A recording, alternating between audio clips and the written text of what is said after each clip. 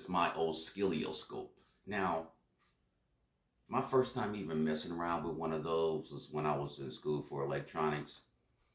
My teacher would have us test some things, and then it would actually display some of the signal in a waveform on the oscilloscope, and it actually would check voltage and stuff like that, which I still got it. I got it from a long time ago. Um, and they still use these out in the field. From from working from working in the field, for working for a big major communication company like I did, from doing all that for all those years, dealing with radio frequencies and a lot of customer equipment, phone services. I learned a lot about how electricity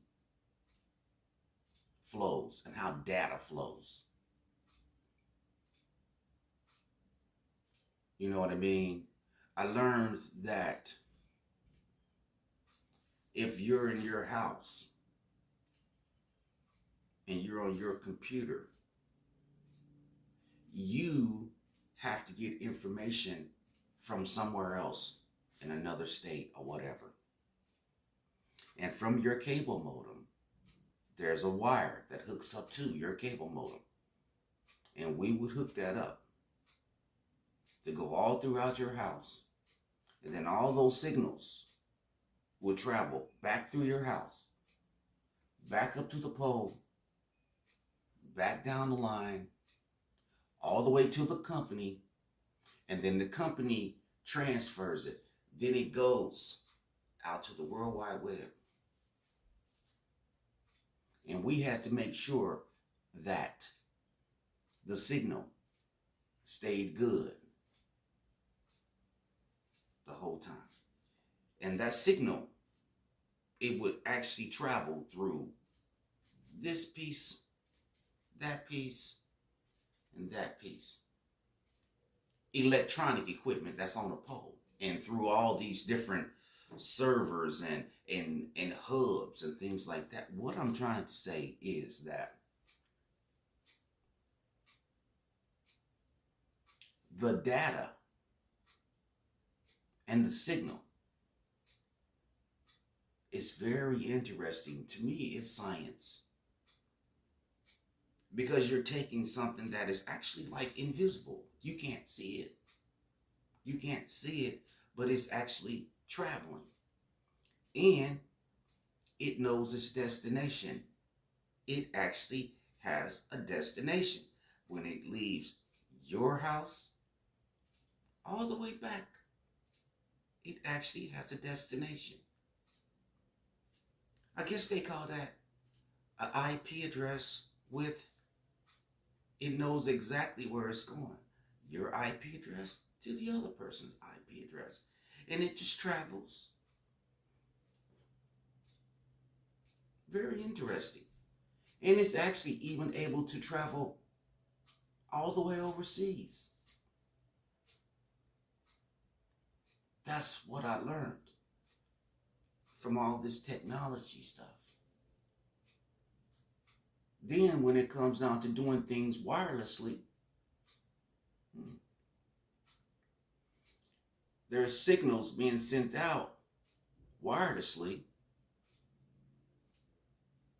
that a lot of people, Wi-Fi internet, then it's Wi-Fi, then it sends a signal and you have something that you can pick it up, a receiver or whatever. You pick up the signal, but all this technology, and once you know how it works, be very interesting. It's very, very interesting on what it is able to do. All right. So I just wanted to talk about some things like that today. You know what I'm saying? But I will continue to try to give some type of information. And when it comes down to me doing this on video, well, I'm only going to talk about a little bit because I really don't want to bore people with some of this stuff. But this is basically intended for the people who really are trying to be technicians. A lot of this stuff,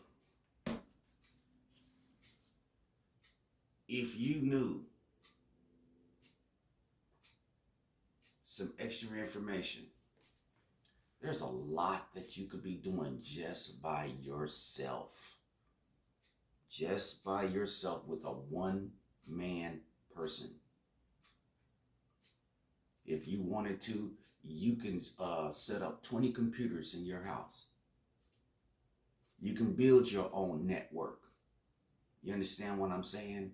You can build your own wireless network. And I ain't talking just one person, two people. You know what I mean?